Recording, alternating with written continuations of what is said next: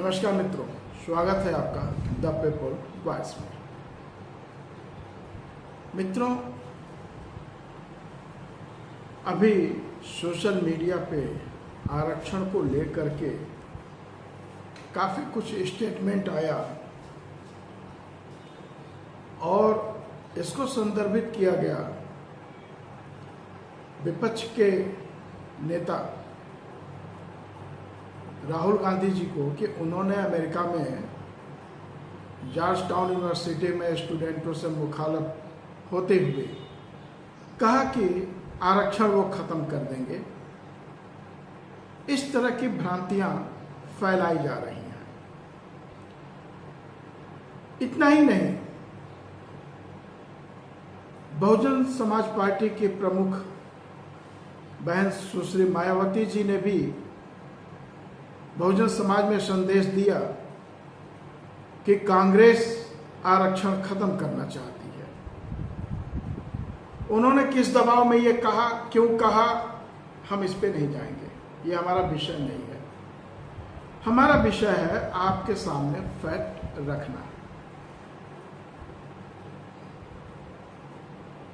Washington DC में Georgetown university में स्टूडेंटों से मुखालिफ होते हुए एक अपूर्वा रामाकृष्णन नाम के स्टूडेंट ने प्रश्न किया था और प्रश्न उसका ये था, उसी की वर्डिंग में मैं बोलना चाहता हूं, कुछ शब्दों का हेरफेर हो सकता है। Specifically, I would like to know your thoughts and your party thoughts. At what point, if at all, we move away, or would you move away from the idea of caste-based reservation being a permanent solution into the underlying grassroots issue that necessitates such reservation on caste-based system? At what point would we, as a society, but more importantly, you and your party look at caste-based reservation as the treatment of the symptom and not the actual problem? ये उसका प्रश्न था राहुल गांधी से। इसका मतलब ये हुआ कि मैं यह जानना चाहती हूं कि क्या आपका और आपके पार्टी के विचार कास्ट बेस्ड रिजर्वेशन को परमानेंट सॉल्यूशन मानती है इस समस्या से निदान पाने का, या ये जो ट्रीटमेंट है ये केवल लक्षण का ट्रीटमेंट है और ये वास्तविक समस्या का समाधान नहीं है। तो राहुल जी ने उनसे पूछा, why do you say caste based reservation a treatment of the symptom? तो उन्होंने कहा कि बिकॉज आई बिलीव दैट विषम caste historically were there to provide equal access to opportunity and to is being today the access to opportunities with lags is there, and your think there are better way to strengthen our institutions at the grassroots level than caste based reservation। यानी उस लड़की का यह मानना था कि cast based reservation के अतिरिक्त हमारे संस्थानों में और भी बहुत सारी चीजें हैं जो इस समस्या से समाधान दिला सकती है। राहुल गांधी ने जो बोला वो हम आपको इसकी वीडियो में डालेंगे, एग्जैक्टली उन्होंने क्या कहा। हमारा प्रश्न ये था, जिस पे ये जा रहा है मेन मुद्दा, कि क्या राहुल गांधी या कांग्रेस आरक्षण को समाप्त करना चाहती है। आप इस वीडियो में पाएंगे उस सेंटेंस को, लेकिन मैं उसको अभी हाईलाइट करता हूं आपके सामने।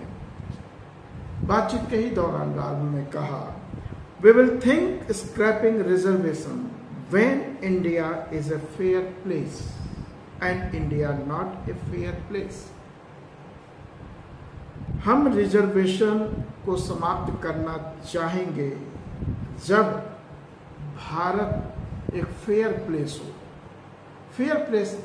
फेयरनेस का कई जगह बहुत सारे मीनिंग होते हैं। यहाँ फेयर प्लेस का मीनिंग क्या निकलता है? मतलब भारत एक फेयर प्लेस नहीं है, इक्वल लेवल ग्राउंड नहीं है। यानी यहाँ भेदभाव है, डिस्क्रिमिनेशन है, जातियों का डिस्क्रिमिनेशन है। और आप इसी वीडियो में पाएंगे कि उन्होंने 90% की बात की, 10% की बात की, 100 रुपये में 10 पैसा एसटी को मिलता है, 5 रुपये दलित और ओबीसी को मिलता है। ये सारी बातें आएंगी आपको सामने, जो कि अंग्रेजी में होंगी। मेन चीज जो हमारी थी, जो उन्होंने कहा कि कास्ट बेस्ड रिजर्वेशन पे हम इसको समाप्त करना चाहेंगे जब भारत में इक्वालिटी होगी, यानी फेयरनेस होगी। और India not a fair place, और अभी भारत फेयर प्लेस नहीं है। यही बात तो बाबा साहब अम्बेडकर भी कहते हैं कि यह रिजर्वेशन जब तक समाज के अंदर भेदभाव रहेगा, जाति आधारित भेदभाव रहेगा, तब तक कास्ट बेस्ड सिस्टम लागू रहेगा। इसको हटाना चाहिए।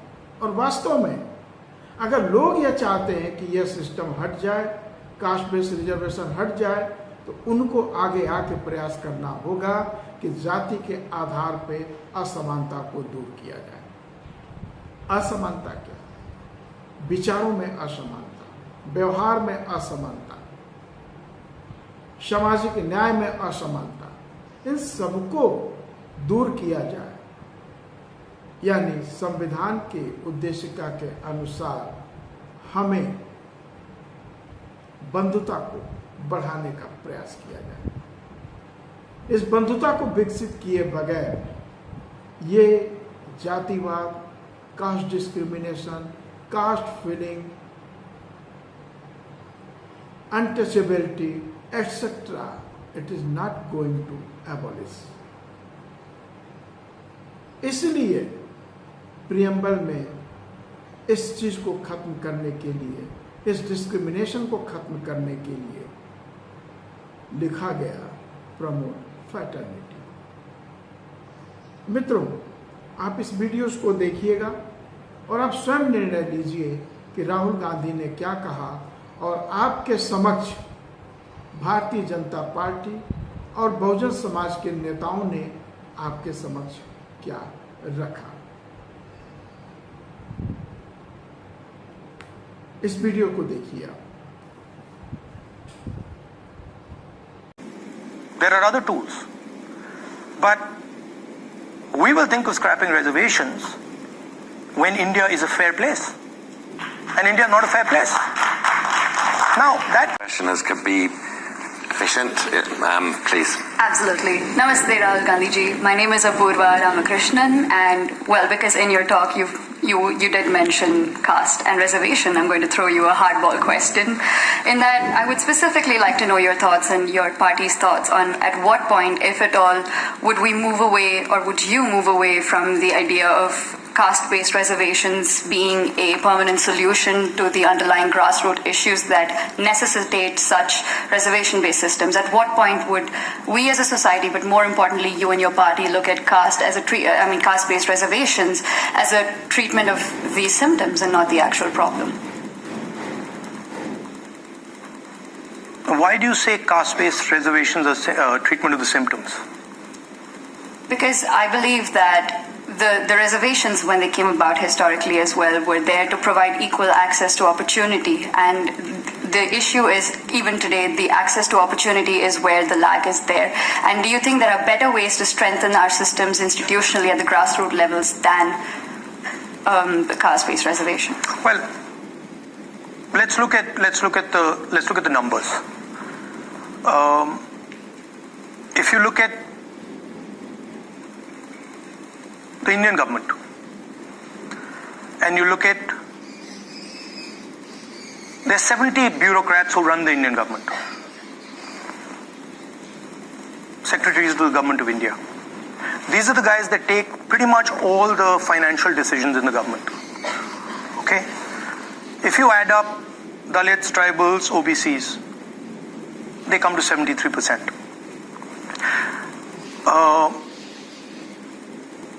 Out of 70 people,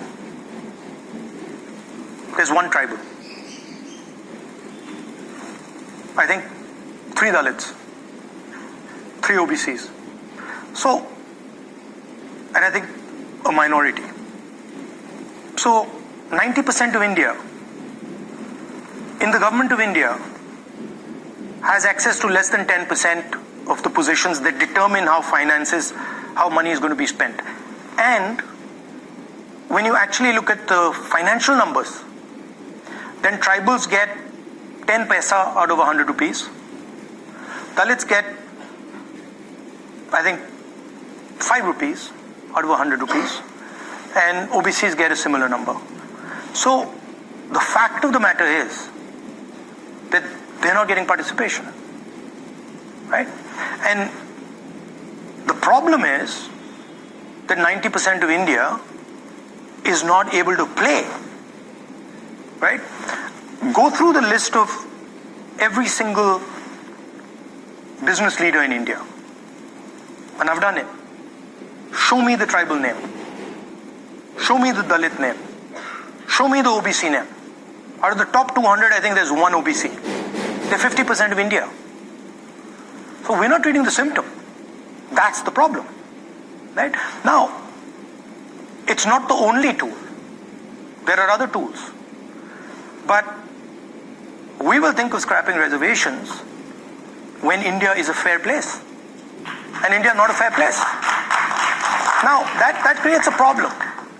Because there are many people who come from the upper caste, right, who say, look, what have we done wrong? Right? Why are we being punished? And so then you think about increasing dramatically the supply of some of these things. You think about decentralizing power. You think about involving many more people in the governance of our country. Right? You think of opening up, I mean, frankly, with all due respect, I don't think any of you are ever going to become Adani or Ambani. And there's a reason for that. You can't. Because those doors are closed.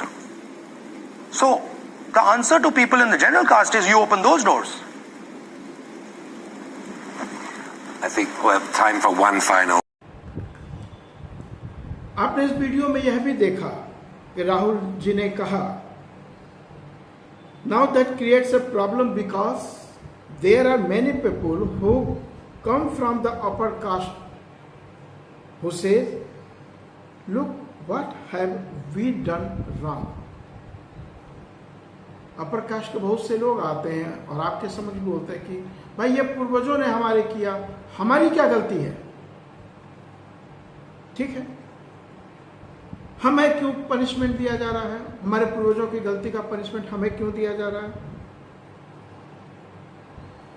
And so then you think about increasing dramatic the supply of some of this thing. इस तरह की चीजें आपको बड़े नाटकीय ढंग से लोग कहते हैं कि तो हमारे पूर्वजों ने किया, हमारी क्या गलती है, हम तो भाईचारा कायम करना चाहते हैं, etc. etc.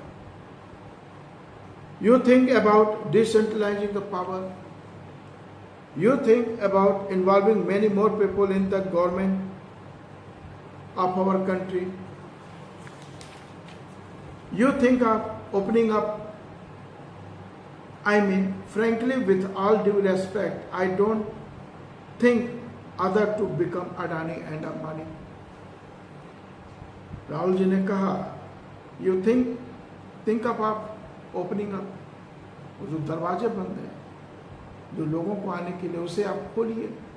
तो राहुल जी ने अडानी अंबानी का नाम लेते हुए कहा कि मुझे डर है, मैं समझ सकता हूं कि ऐसा मौका नहीं है. And there is the reason for that. You can't, because that those doors are closed. So the answer to people of general caste is you open those doors.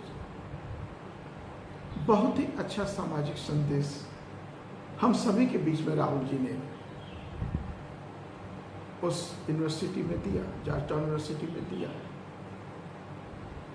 आखिर लोग उसको मिस इंटरप्रेट क्यों करते हैं? भाषण था मोदी जी का, आलू डालो सोना निकलेगा।